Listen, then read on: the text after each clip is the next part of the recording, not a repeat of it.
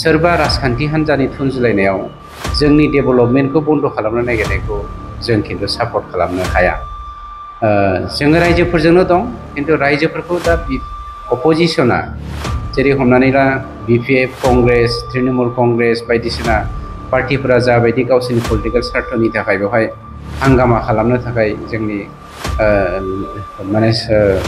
आब्रुथि गोनां, सोद्रोम गोनां दद्र बर' हारिखौ थुनज्लायनानै मोननै बर' गामिनि बर' फिसाफोरखौ जेरै थुनज्लायनानै खामानि मावबाय थादों, बे जोंनि थाखाय दुखुनांथाव बाथ्रा।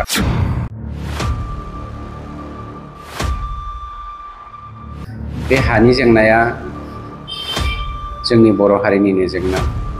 जों बर' हारिनि रावनिबो न'खरनि दखरसेबो हा खहा खालामनाय जोंनि सरकारा मावनो नागिराखै। जों गोरोन्थिखौ मालाबा मावा।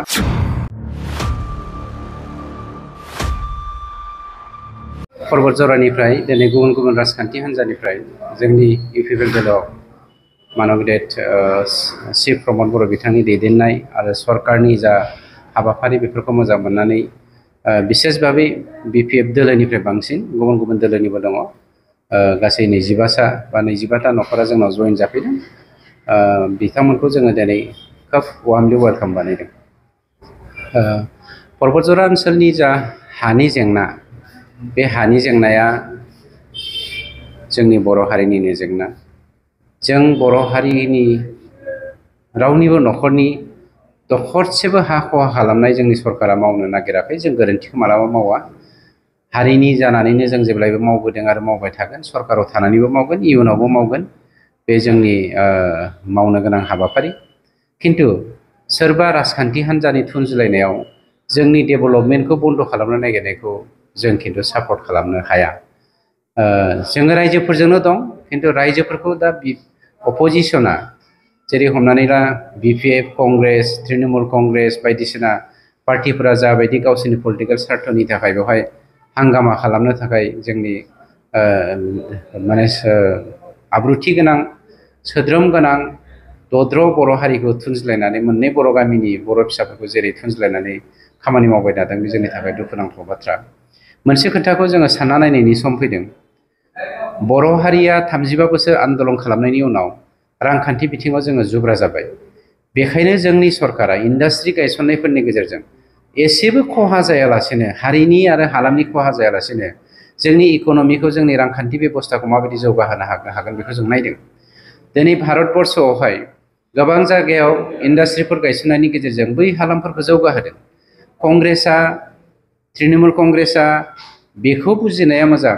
बिथांमोना गिदिर गिदिर जाथि जनगोष्ठीनि सोद्रोमा जानानै बा रिप्रेजेन्टेटिभ जानानै जोंनि बे फिसा ट्राइबेल हालाम, बर' हालामखौ जोङो इक'नमिकलि जौगाहोनो नागिरनायाव मानो जे बाहागो लानानै बर'फोरखौ लेथेर फेथेर खालामनो नागिरदों, बा जोंनि जाम्बा सहज सरल मानसिफोरखौ माबोरै नंखाय लामाजों दैदेननो नागिरदों, बेखौ जों साफ्रोमबो बर' इन्टेलेक्सुयेलफ्रा साननायनि सम फैदों। मानोना बर'फोरखौ जेब्लायबो राजखान्थिनि खैसाराव खोख्लैनानै बोखावबोदों आरो फोजोबस्रांनो नाजाबोदों। बे दिनैनि नङा, हाजार हाजार बोसोरनिफ्रायनो नासयबोनाय मोनसे बिथांमोननि खान्थिखा। जों बिनिफ्राय माबोरै रैखाथि मोननो हायो बेखौसो जोङो नायदों। गेरेमसा हारि दानाया बड'फा इउएन ब्रह्मआ जाबायदि सानस्रि जोंनो होलांदों, बे सानस्रिखौ बोखांनो थाखाय जोंनि साफ्रोमबो बर'फ्रा रांखान्थि बेलायावबो, समाजखान्थि बेलायावबो, जोंनि थुनलाइ, जोंनि सोलोंथाइ गासैबो बिथिङाव जोङो आखा फाखा जानानै सोरबा बुंनाय बायदि जोङो थाङालासेनो गावनि बिबेकजों खामानि मावनायनि सम फैदों। पर्बत जरा ओनसोलाव बिपिएफआ पर्बत जरानि बै मानसिफोरखौ थगायनानै थांनाय 17 बोसोराव सोबख'बोखाबाय। हाग्रामाया पर्बत जरानि हालामनि मानसिफोरनो दिनैसिम, हाग्रामाल' नङा, कंग्रेसआ 50 बोसोर रायजो खुंबोबाय, कंग्रेसआबो होनो हायाखै, हाग्रामायाबो 17 बोसोर रायजो खुंबाय, होनो हायाखै।